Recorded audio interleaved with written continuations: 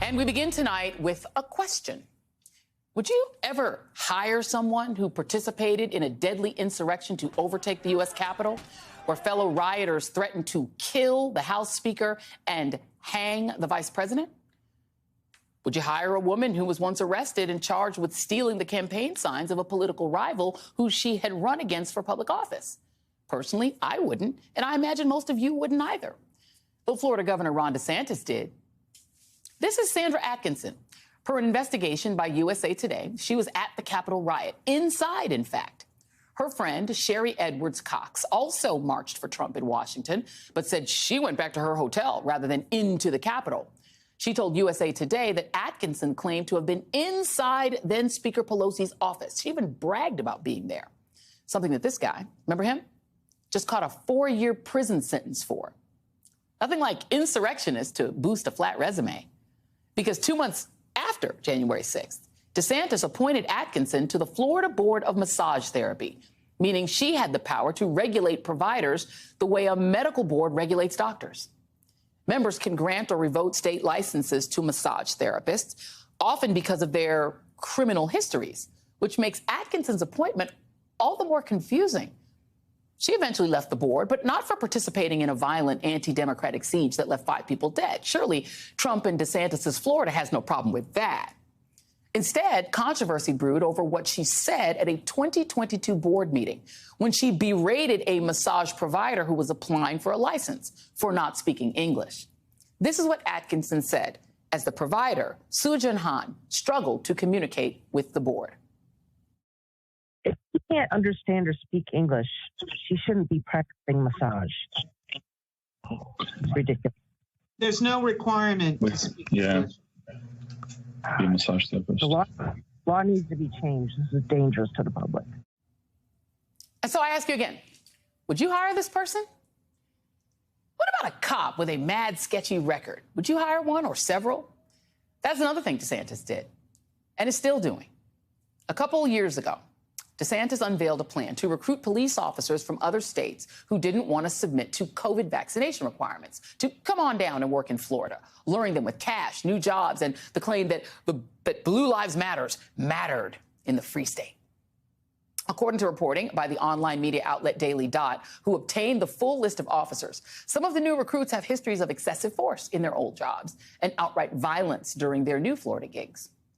The Guardian picked up the story, too, saying the officers include a former trainee deputy charged with murdering her husband and an officer fired for domestic battery and kidnapping. Would you hire these people for your small business, to be a caretaker for your loved one, or to work with you in an office? Again, Ron DeSantis did. And now he's running for president. Just about an hour ago, the prickly Florida governor with a penchant for scooping up pudding into his mouth with his fingers kicked off his 2024 presidential campaign in a 2-man convention with Twitter troll-in-chief Elon Musk. The two oddballs shared the virtual stage on Twitter's audio platform, Twitter Spaces, which most of you have probably never heard of. Nothing like a presidential announcement featuring the two most socially awkward men in American public life on a part of Twitter barely anyone knows about or uses. As it turns out, things didn't go according to plan. Instead, the start of the Ron DeSantis presidential campaign melted down in Twitter problems. Twitter Spaces crashed during the much-anticipated event, disrupted when Twitter's service apparently could not handle the surge in traffic of about 700,000 people. Karma really is a thing, isn't it? After several minutes of awkward silence, throat clearing, palpable confusion in hosts, including DeSantis disappearing, we got the glitchy audio-only announcement from DeSantis to about 1/3 of the original audience that he is indeed running for president. Joining me now is Florida Democratic Party Chair Nikki Fried, David Jolly, an MSNBC political analyst and former Republican congressman, and Jamal Simmons, Democratic strategist and a former communications director for Vice President Kamala Harris. I don't even know where to begin. So I'm just gonna go ahead and start with you, Jamal, because you have, both of you and David Jolly are familiar with this sort of political, as are you, Nikki Fried. You guys have all run for office. Jamal, have you ever seen a more weird and more awkward start than the one that Ron DeSantis, old pudding fingers, had today? Not in the political star. It's a little bit like the political campaign equivalent of that very first Babyface versus Teddy Riley versus in the beginning of the pandemic. Remember, and all the glitches, it didn't work. Listen, how you start is a horrible way to get going, because everybody's going to use this as the baseline for your campaign, and everything else is going to be compared to this going forward. Along with the fact that Donald Trump has spent $13 million taking Ron DeSantis apart for the last few months. And now when we talk about him being kind of uninspiring, it's almost a trope because everybody believes it to be so. And they believe it to be so because the Trump people have been telling us that for a long time. I have to say, look, I have to go to you first, Nikki, because you're smiling so big that I feel like you just want to troll. Part of the whole premise of what Ron DeSantis is trying to do, and probably why he was like, oh, I'll learn to on Twitter Spaces, is to prove that, like, he's young and Biden is, like, old. But Biden literally trolled the heck out of him right into the middle of their glitch. Like, Dark Brandon gave him the business on Twitter. This is humiliating. This is beyond humiliating, and it was so predictable. First of all, we've been saying that he's failed to launch, so it reminds me actually of the movie Failure to Launch. And this is so indicative of who he is. We know that he doesn't have the personality to be president of the United States.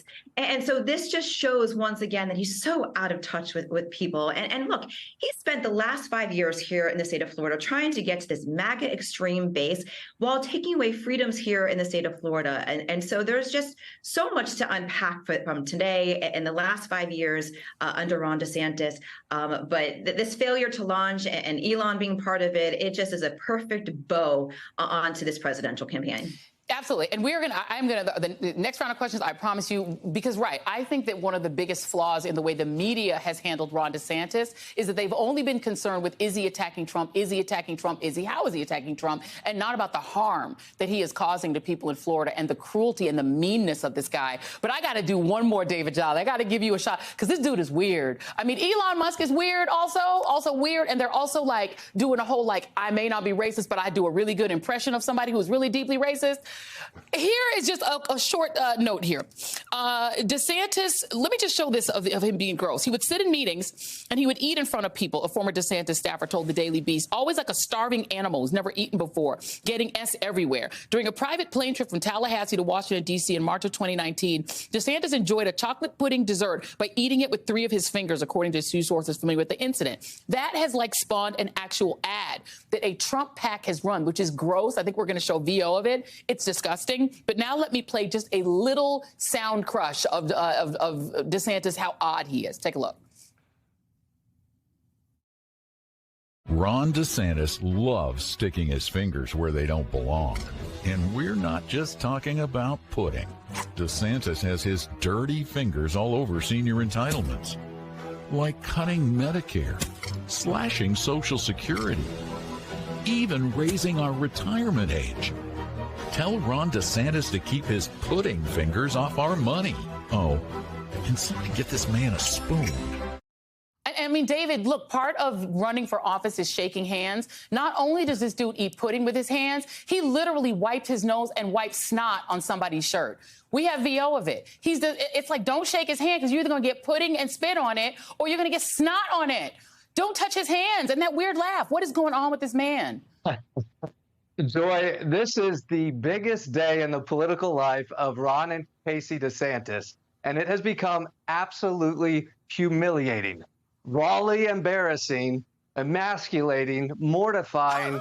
Choose your word. This has been a disaster for Ron and Casey DeSantis, but it is also very telling, and I think it speaks to the narrative that the Donald Trump camp is trying to lay on Ron DeSantis. But honestly, tonight now, Tim Scott and Nikki Haley have a free shot as well, because even the decision to do this on Twitter Spaces leans into the weirdness of Ron DeSantis, and it also suggests his greatest vulnerability is this idea that he's governor safe space, that he can only be approached and he can only get in front of people if it's been orchestrated and he's in a bubble. So he does it on Twitter. Twitter Spaces. And then we get to the real dangerous part, the ideology. He associates tonight with someone who has a platform for regressive ideology, Elon Musk, and it brings to the forefront these themes that are the Christian white nationalist themes that bring up his culture war and his marginalizing of already marginalized communities in the state of Florida. A disaster for Ron DeSantis today.